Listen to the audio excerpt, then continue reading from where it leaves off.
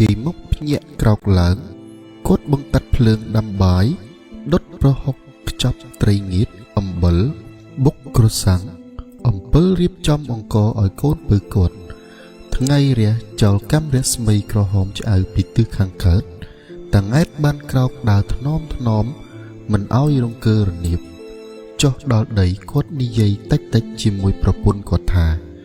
យើងស្ដីបន្ទោសអន្តិតខ្លាំងពេកយប់មិញបានជាវាដេកក្រលក់អញឮតែវាប្រែប្រួលចុះឡើងហើយដកដង្ហើមធំជាញឹកអញមិនដាស់វាទេអញចង់ទៅធ្វើគូលីជួសវាបើវាសុខចិត្តកុំដាស់វាអីឲ្យវាទុកឲ្យវាដេកសិនចុះគង់តែអន្តិតថនមកហៅវាទេថ្ងៃរះកំពស់ចុងឈើអ្នកភូមិបានចេញទៅធ្វើការគ្រប់គ្នាក្មេងៗរត់លេងនៅក្រោមដើមអំពិលអាច្មាខាងមុខភូមិអន្តិតថនបានមកហៅលឹមដឹងខ្លួនក្រោកឡើងស្ទុះទៅដីខ្ពុលមាត់លាងមុខប្រញាប់ប្រញាល់ពុនអង្គមួយកូនការុងនិងកញ្ចប់បាយប្រហុកដាក់ក្នុងបង្គីគាត់លាម៉ែឪគាត់យាយមុខបានស្រែកផ្ដាំថាត្រីឆ្អើនៅក្នុងការុងអង្គជារបស់នាងហេងដែលយកមកឲ្យឯងពេលស្រាងនេះនាងហេងមិនបាននៅជូនដំណើរឯងទេនាងហួសទៅដកថ្នាលខ្ទមមីស្រមួនបាត់ហើយឯងទៅធ្វើការជាមួយគេប្រយ័ត្នកុំមាត់ផ្ដេសផ្ដាស់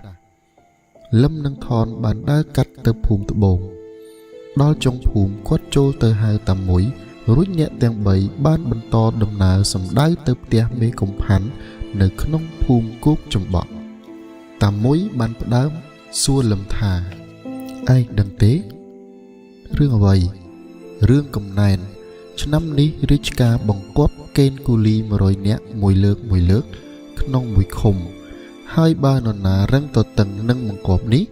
មេឃុំមានអំណាចចាប់ដាក់ខ្នោះបញ្ជូនទៅសាលាស្រុកទៅសាលាខេត្តផាន់បានចាត់ក្រុមប៉ូលីសឲ្យកេណ្ឌលើស20នាក់សម្ដៅទៅលើគ្រួសារណាដែលមានធុរៈធ្ងន់ហើយបើគង់យកទៅបាញ់ចោលក៏អ្នក20នាក់នោះឃ្លាតពីផ្ទះមិនបានដែរចំពោះអ្នក20នាក់ផាន់ប្រើឧបាយកលធ្វើជាចិត្តល្អបន្ធូរបន្ថយមិនព្រឹត្តខ្លាំងពេកទេគាត់ធ្វើជាយោគយល់ដល់អ្នកមានធុរៈផាន់បង្ខំឲ្យអ្នក20នាក់នោះបង់ប្រាក់វិញគាត់ធានារកជួលគូលីជួសយកតម្លៃឈ្នួលម្នាក់50រៀលមេឃុំផាន់ធ្វើជាបន្ធូរខ្លាំងទៅដល់អ្នកក្រវេទនាគាត់មិនយកប្រាក់ឈ្នួលភ្លាមទេគាត់ធ្វើជាចេញប្រាក់ផ្ទាល់ខ្លួនគាត់ជួសមុនសិនដូចនេះមេឃុំផាន់ក្នុងកំណែនមួយលើកមានធនធានបានអំណាចបានក្តីដឹងគុណពីអ្នកក្រវេទនាមេឃុំផាន់កត់ត្រាការជំពាក់របស់គាត់ដល់ខែភ្ជួររស់ឬខែច្រូតកាត់គាត់ទៅទារសំណងពីអ្នកក្រីក្រជំពាក់គាត់ទាំងនោះឲ្យមកភ្ជួររស់ដកស្ទូងច្រូតឲ្យគាត់ធម្មតាប្រាក់បានមកដោយវិធីនេះផាន់ចែកទៅឲ្យភ្នាក់ងារគាត់ខ្លះទុកខ្លួនឯងខ្លះទិញអីវ៉ាន់ជូនលោកប្រុសលោកស្រីខ្លះគ្រប់តែមេឃុំប្រព្រឹត្តដូចផាន់ទាំងអស់ឬលឹមសួរបញ្ជាក់មានតិចណាស់ដែលត្រឹមត្រូវនោះ100នាក់មិនដល់មួយផងលឹមនិងតាមួយបានជជែកគ្នាពីនេះពីនោះចប់តាមផ្លូវដើរកាត់ទួលគោកត្រោះរួចក៏បានទៅដល់ភូមិគោកចំបក់នៅមុខផ្ទះមេឃុំផាន់កំណែនបានមកដល់បន្តគ្នាគ្រប់ចំនួន100នាក់មេឃុំផាន់មានប៉ូលីស2នាក់ស្ពាយកំភ្លើងបានបណ្ដើរកំណែនទៅសាលាស្រុកថ្ងៃជិតត្រង់ហ្វូងគូលីកំណែនឃុំគោកចំបក់បានដល់សាលាស្រុកដែលថ្ងៃនេះធ្វើរហូតគ្មានឈប់សម្រាកក្នុងវាលរបងមុខសាលាស្រុកគេឃើញមានកំណែនឃុំឯទៀតបានមកដល់មុនខ្លះអង្គុយជាសង្កាត់តាមឃុំក្បាលមីនៅផ្ទាល់ដីកំណែនគ្រប់គ្នាតបយ៉ាស្លៀកខោស្នាប់ផ្លូវលើជង្គង់បំណះយល់មុខក្រៀមអង្គុយឲ្យគេរាប់ក្បាលដូចជាមានទោសប្លន់ឬទោសលួចលោកបាឡាត់សស្អាតទំនងជាកូនកាត់ចិនខ្មែរអាយុប្រហែល25ឆ្នាំ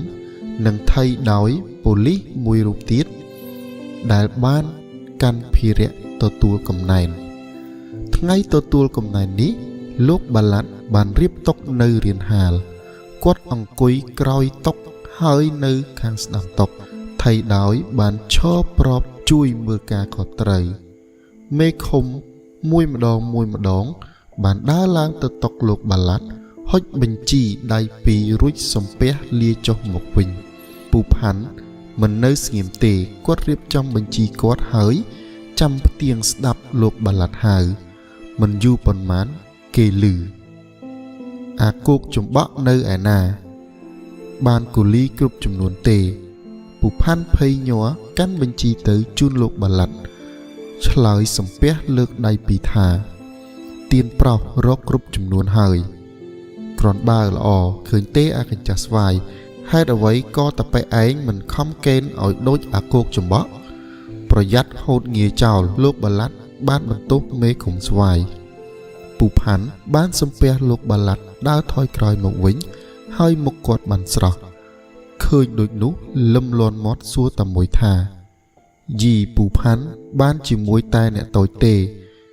នៅមុខលោកបាឡាត់មុខកញ្ច្រោនដូចឈឺពោះអញ្ចឹង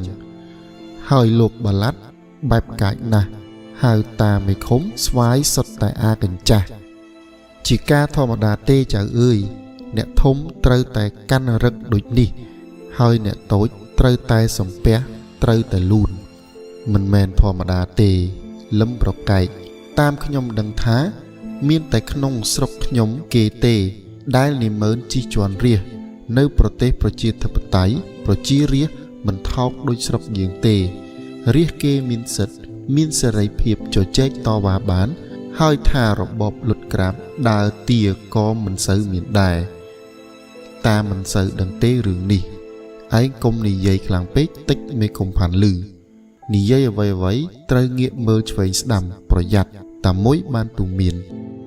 លុះទទួលបញ្ជីនិងប្រមូលគូលីបានគ្រប់ចំនួនដូចជប៉ុនបង្គាប់លោកបាឡាត់ថៃដោយនិងប៉ូលីស5នាក់ទៀតស្ពាយកំភ្លើងបានបណ្ដើរគូលីកំណែនមានប្រហែលជាង1000នាក់ទៅពោចិនតុងថ្ងៃជ្រេជិតលិចកំណែនបានទៅដល់កន្លែងធ្វើការសាក់ពីជប៉ុននៅកាន់កាប់ត្រួតកន្លែងនោះបានចាប់ដៃទះស្មាអង្អែលខ្នងលោកបាឡាត់យ៉ាងរាក់ទាក់សរសើរពូកែកេនគូលីជួយតបជប៉ុនហើយសន្យាឲ្យប្រឡងដៃសសរជាអក្សរជប៉ុនបើកច្បាប់ឲ្យលោកបាឡាត់ចេញចូលពោចិនតុងមើលយន្តហោះឡើងចុះបានតាមចិត្តលោកបាឡាត់រីករាយហើយធានាថាថ្ងៃក្រោយកេនឲ្យច្រើនជាងនេះទៅទៀតបើជប៉ុនត្រូវការស្លឹកត្នោតប្រាប់សាលាស្រុករកជូនបានទាំងអស់ប្រគល់បញ្ជីនិងគូលីរួចកាលណាលោកបាឡាត់បានគំនាបចាប់ដៃសាក់ពីជប៉ុនត្រឡប់ទៅវិញឯចំណែកគូលីកំណែនទាហានជប៉ុនបានឃុំនៅក្នុងបន្ទាយរបងបន្លាលួសឲ្យជីកដីធ្វើផ្លូវយន្តហោះដឹកថ្មដើម្បីមូលដ្ឋានសង្គ្រាមផាស៊ីលមហាអាស៊ី